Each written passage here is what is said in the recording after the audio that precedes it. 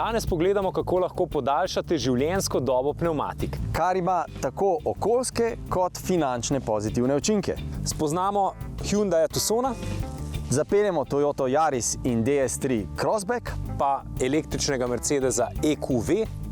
Sebastian pa bo povedal, kateremu od avtomobilov, ki se potegujejo za evropski avto leta, je dal največ glasov.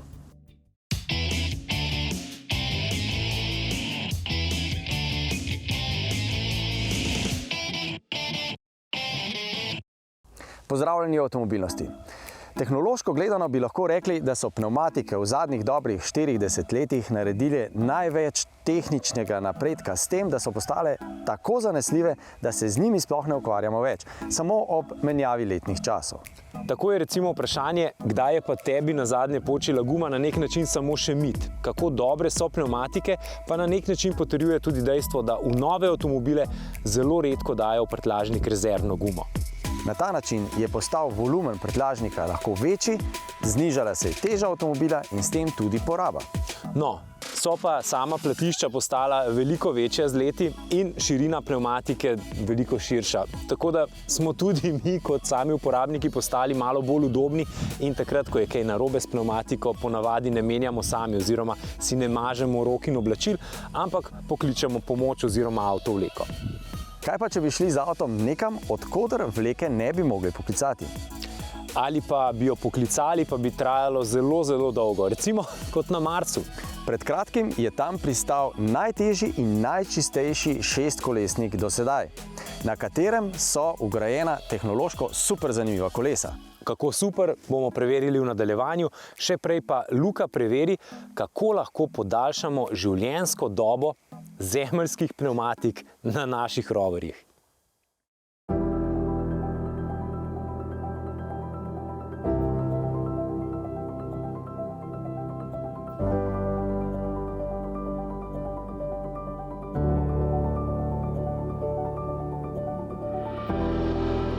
S predavanjem o pnevmatikah se začne vsaka šola varne ali pa dinamične vožnje, ker je pomembno, da vozniki razumemo njihovo delovanje.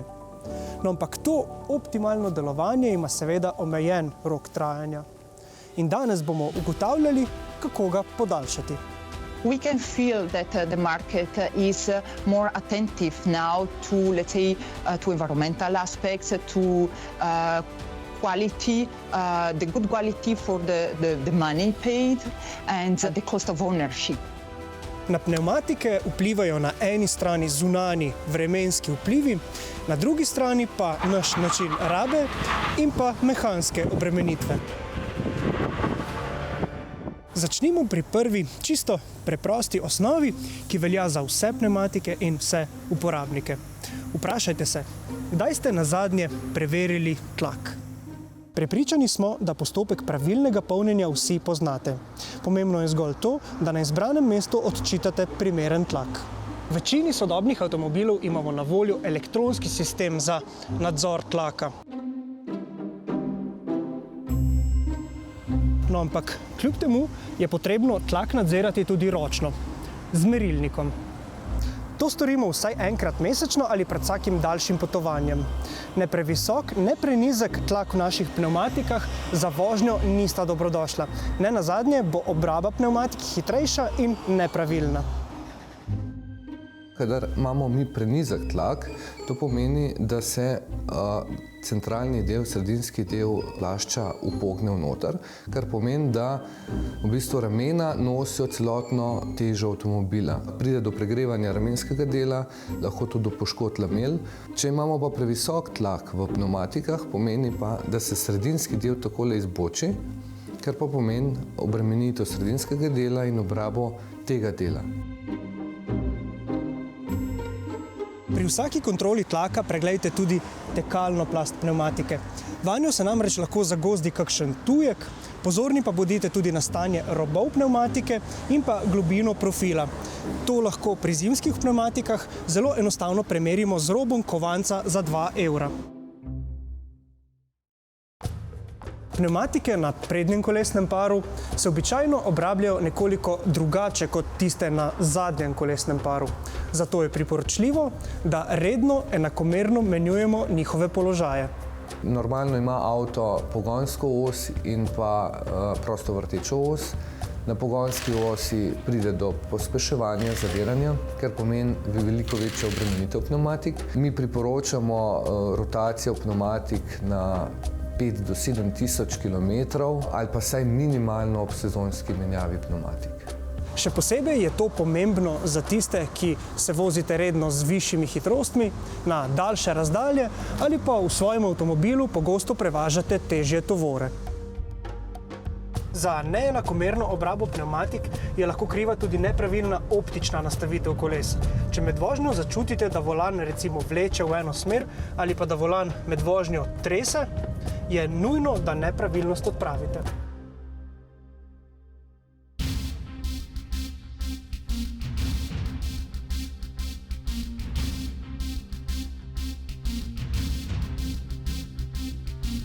No, enako pomemben kot tehnična brezhibnost vozila pa je tudi naš slog vožnje.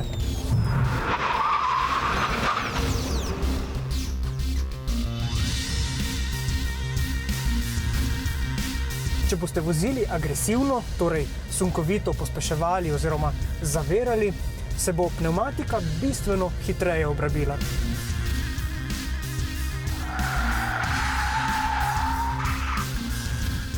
Pri agresivni vožnji čez kakšen jašek ali pa hitrostno oviro pa se lahko pnevmatika tudi poškoduje.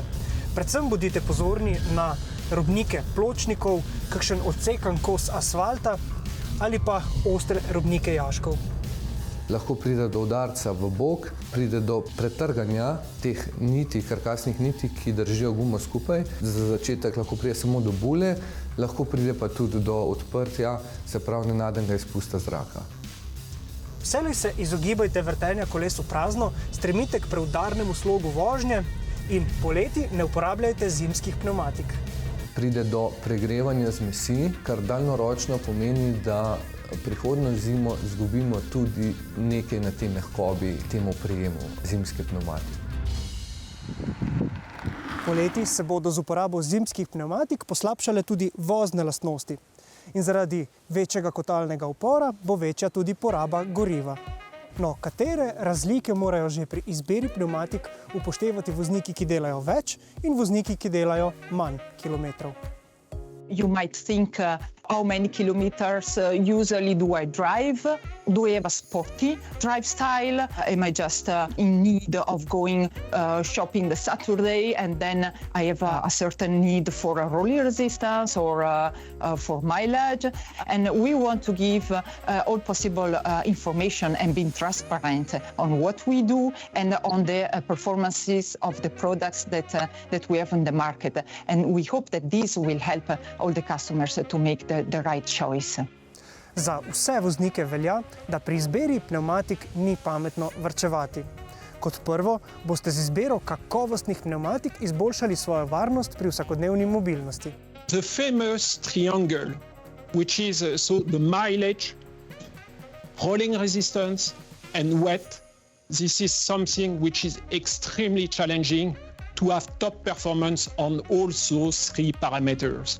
We make a strong phase of simulation and then we validated through open road treadwear with a convoy that we simulate so what people would do on standard driving, a composition of multiple roads, including highways as well. No, kot drugo pa pnevmatike z najsodobnejšo tehnologijo zagotavljajo tudi večje število prevoženih kilometrov, daljšo življenjsko dobo in na ta način na dolgi rok tudi nižje stroške. V nadaljevanju vam predstavimo Hyundai, ki ga je zrisal dizajner, ki govori 10 jezikov, med njimi tudi svahili. No, v preteklosti je zrisal že kar nekaj Lamborghinijev in Audijev, zapeljali pa bomo DS3 Crossback, ki je francoska visoka šola spogledovanja in zapeljevanja. Spoznamo pa tudi prav posebnega Mercedesa EQV. EQ pri Mercedesu pomeni emocije in inteligentnost, naprednost. No, bomo pogledali, kako je Mercedes V, se pravi kombi, postal EQV napredno električen. Takoj po oglasih.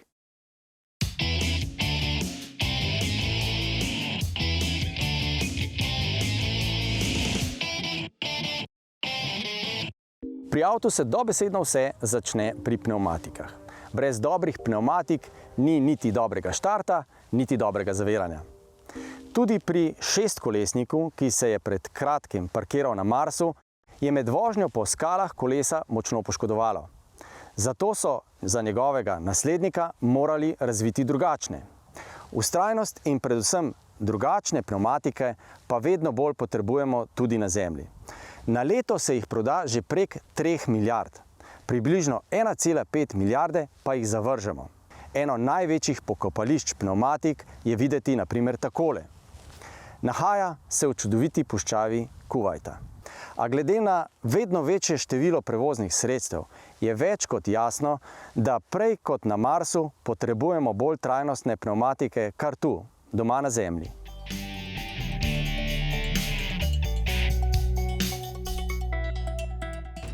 Letošnji izbor je zaradi pandemije bil jasno malce okrnjen, a vseeno se je v izbor uvrstilo 29 avtomobilov. V začetku januarja nas je 59 izbranih novinarjev iz 22 evropskih držav izbralo 7 finalistov. Brez dvoma lahko označimo letošnji izbor za enega bolj zanimivih v zadnjih letih, saj se med finaliste uvrstil zbor izredno raznolikih avtomobilov. Prav vsem pa je bila skupna elektrika. Tako sta mesto med finalisti našla povsem električna Fiat 500e in Volkswagenov ID.3. Ob klasičnih pogonskih agregatih je lahko povsem električen tudi Citroen C4. Vsi ostali, torej Cupra Formentor, Land Rover Defender, Škoda Octavia in Toyota Yaris, pa so na voljo kot priključni ali običajni hibridi.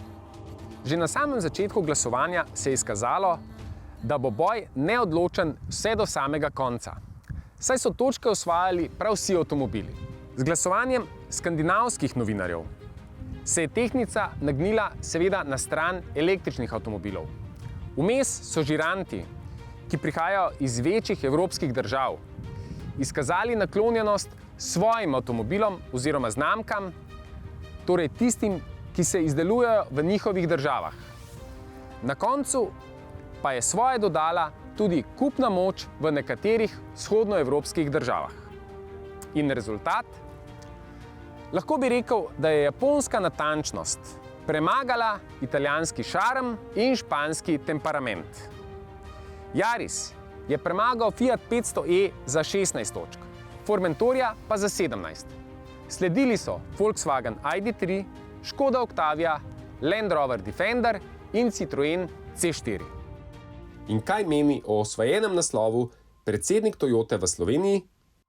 It's a huge achievement, huge achievement, and even our president Akio Toyoda also sent already comment to us to praise all of the teamworks made by the development side and the production side and also sales side. These three of the teamworks finally achieved this most challenging and respected hours. So we all of the Toyota team are very much excited about this. Za konec naj odgovorim še na Andrejevo vprašanje.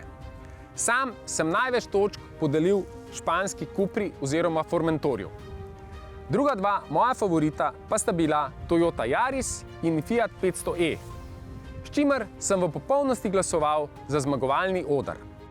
In zdaj se spodobi, da se poklonimo zmagovalcu. Poglejte si test novega Yarisa, evropskega avta leta 2021. V Evropi imamo radi majhne avtomobile, ne le zaradi ozkih ulic in tesnih parkirišč, ampak tudi zaradi lahkotnega, prikupnega karakterja in seveda šminke. V Evropi majhen avto ni več sinonim za poceni avto. Majhen avto mora torej biti dinamičen, privlačen in vozniški. Tako danes pri Yarisu ni več v ospredju prostornost. Recimo novi model, za razliko od predhodnika, nima več pomične zadnje klopi, ki jo je po analizah cenilo zgolj zanemarljivo število uporabnikov. Toyota je poleg zunanjosti želela tudi notranjost narediti bolj vizualno privlačno in razlika v primerjavi s predhodnikom je očitna. Odlični so predvsem takšni sedeži v bolje opremljenem vozilu, pa tudi volanski obroč nam je zelo všeč. No in tudi odlagalnih površin je dovolj. Imamo jih na voljo za telefone, denarnice, kakšno plastenko, kavo za na pot in še kaj. Yaris je v zavojih postal precej bolj prepričljiv, predvidljiv, zabaven. In tudi ko so razmere zimske in ko imamo obute zimske pnevmatike, se da tukaj za volanom resnično uživati. Krmiljenje je nadpovprečno odzivno, podvozje je razmeroma čvrsto nastavljeno in tudi vozniški položaj je zame povsem ustrezen. No, morda bi si želel kakšen centimeter nižji sedež in pa nekaj več bočne opore, ampak to bi bilo že popolnoma podirkaško. Tokrat vozimo hibridnega Yarisa in ta v preteklosti nikakor ni bil sinonim za dinamiko. Pravzaprav večini hibridov tudi danes še vedno najbolj ustreza tista počasna mestna vožnja. Večina kritik je doslej letela na hibridni menjalnik, ki v praksi deluje kot neskončno stopenjski menjalnik CVT. Voznike je motilo predvsem značilno elastično brnenje oziroma konstantno držanje visokih vrtljajev, nekako v slogu skuterja, takole za lažjo predstavo. Pri novem Yarisu je tega precej manj. Prvi razlog je izboljšana programska oprema oziroma pametna optimizacija delovanja hibridnega pogona. No, drugi razlog pa je karakter bencinskega motorja. Karakter trivaljnika, ki deluje nekoliko tišje oziroma ima manj rezek zvok, ko ga priganjamo v višje vrtljaje. Ampak ne samo dinamika. Yaris je prepričljiv tudi v mestu. Že obračalni krog je zelo majhen, avto je razmeroma agilen, pregleden in Toyota še vedno veliko stavi tudi na učinkovitost. In po besedah odgovornih je bil velik napredek narejen predvsem pri delovanju in učinkovitosti bencinskega motorja. No, tako smo na našem testu pri mešanem ciklu beležili povprečno porabo 4,7 litra na 100 prevoženih kilometrov. Številka je takšna predvsem zaradi prihranka v mestih. Tam je lahko hibridni pogon najbolj učinkovit. Novi Yaris je v primerjavi s svojim predhodnikom dražji za približno 1000 evrov. In razlog tiči predvsem v povečanju nabora opreme, predvsem v povečanju nabora asistenčnih sistemov. In v današnjem času še ni samoumevno, da imamo v avtomobilu tega ranga na voljo adaptivni radarski tempomat, ki samodejno zaustavlja v zastojih, pa sistem lane centering, ki z drobnimi popravki volana drži sredino voznega pasu. In samoumevno ni tudi, da ti sistemi dobro delujejo. Tekom našega testa namreč nismo zaznali niti ene neodločnosti teh sistemov. Vedno so ti sistemi delovali zelo prepričljivo. Nekaj pregovorne Toyotine racionalnosti se tokrat torej umika privlačnosti. Po novem Yaris ni več le mali prostornež, ampak je v veliki meri ukrojen tudi po željah voznika.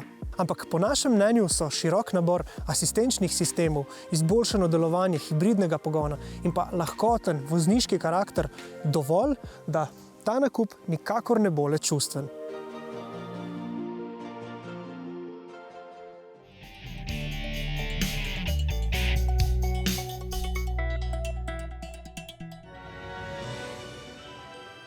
Oblika tega Tucsona je tisti glavni faktor, ki je ta avtomobil spravil v finale izbora za slovenski avto leta.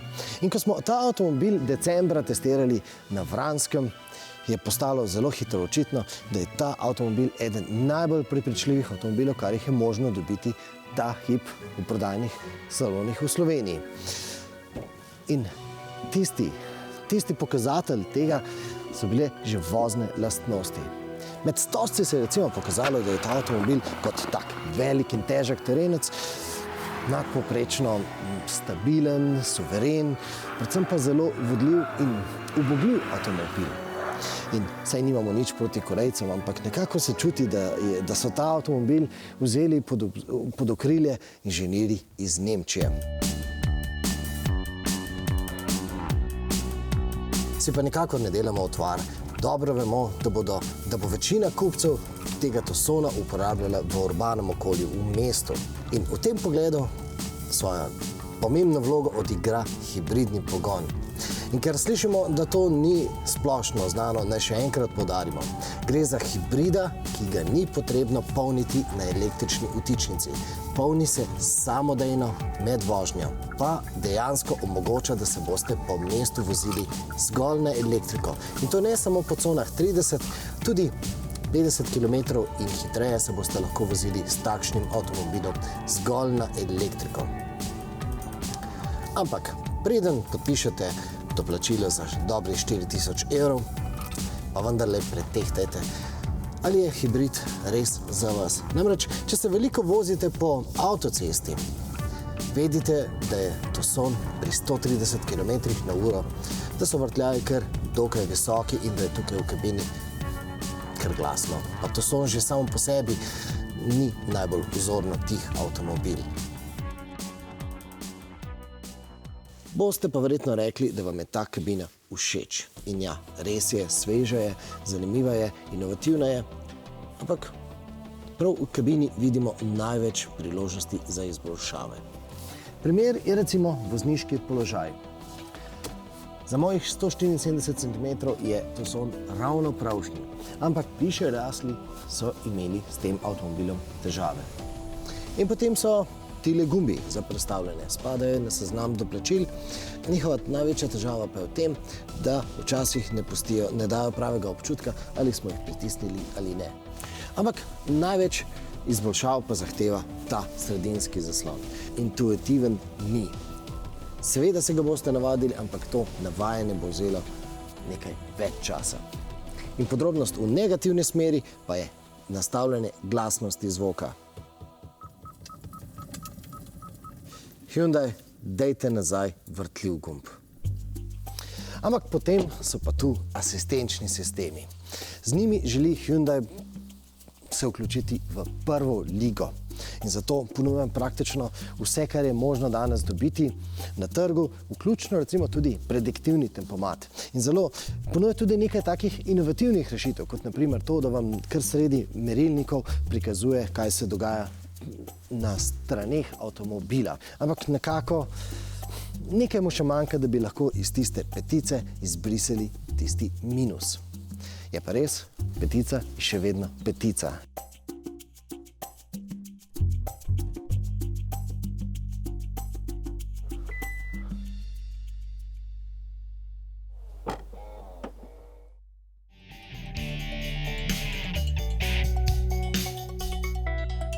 Si predstavljate, da lahko majhen, le nekaj centimetrov več kot 4 metre dolg avto stane 30, 40 ali celo več tisoč evrov, ki povrh vsega pod motornim pokrovom vozi povsem povprečno zmogljiv motor? Ne? No pa lahko. In tu je DS3 Crossback. Zdaj vas verjetno zanima, zakaj je njegova cena tako visoka. Preprosto zato, ker ni običajen avtomobil. DS3 Crossback, ki sicer ni popolna zamenjava za prvi uspešni DS, prinaša vse in še več, kar znamka zna ponuditi. Tisto še več seveda leti na obliko. Ni je namreč znamke na svetu, ki bi se uprla mamljivi prodaji križancev. Tudi pri DS se niso in zdaj novi DS3 nastopa v najbolj zaželenem oziroma, da se popravim, v najbolj prodajanem avtomobilskem razredu. S tem je brez dvoma izgubil nekaj športne ostrine, a po drugi strani veliko ljudi kupuje avtomobile z očmi in ne zgolj z vozniškim znanjem. Nekateri slednjega sploh nimajo, oziroma jim je malo mar, kaj avto zmore, važno je le, da je njegova oblika všečna. Tak je brez dvoma tudi DS3 Crossback. Pa tudi prav drugačen, da na cesti izstopa in da ljudje pogledajo za njim. Prav to pa je tudi glavni cilj takšne znamke in njenega produkta. Drugače pa je seveda z notranjostjo. Sedi se dobro, volan lepo sede v roki, tudi stikala na sredinski konzoli so velika in lepo dosegljiva. Tudi velik 10,3 palčni zaslon se lepo zlije z notranjostjo, čeprav njegova velikost obljublja več, kot v resnici da. Ne glede na nastavitev oziroma prikaz sta ob strani ponavadi izpisani temperaturi v vozilu, posledično pa je prikazovalni zaslon bistveno manjši.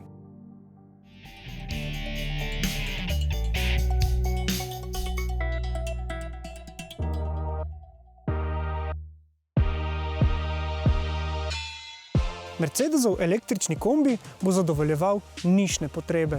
Recimo, omogočal bo dostop v mestna središča, kamor bo dovoljeno le električnim avtomobilom. Pravzaprav boste električno različico od dizelske ločili zgolj po takšni posebni maski in pa po loputi za električno vtičnico, ki se nahaja na robu prednjega odbijača.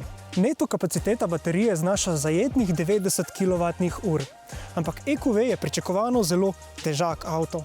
Električni doseg po standardu WLTP tako znaša 357 km, kar je po standardih modernih električnih vozil nekako povprečno. No, ampak na super hitri polnilnici boste lahko tak električen kombi polnili z največjo močjo do 110 kW, kar pomeni, da boste baterijo do 80% napolnili v približno 45 minutah. Saj veste, da si lahko vse vsebine naše oddaje pogledate tudi na spletu, kjer vam vedno pripravljamo še kaj zanimivega. Sveža je na primer predstavitev Peugeota 308 S2V, se pravi karavanske različice, ki je sicer tik pred prenovo, ko se bo na nek način uskladila z ostalim tropom levov. Tam vas čaka tudi Mazda CX-5. Ste vedeli, da je Mazda v resnici božanstvo? Ahuro Mazde je božanstvo inteligence, harmonije in modrosti. In trenutno je to božanstvo v iskanju partnerstva s kakšnim drugim avtomobilskim božanstvom.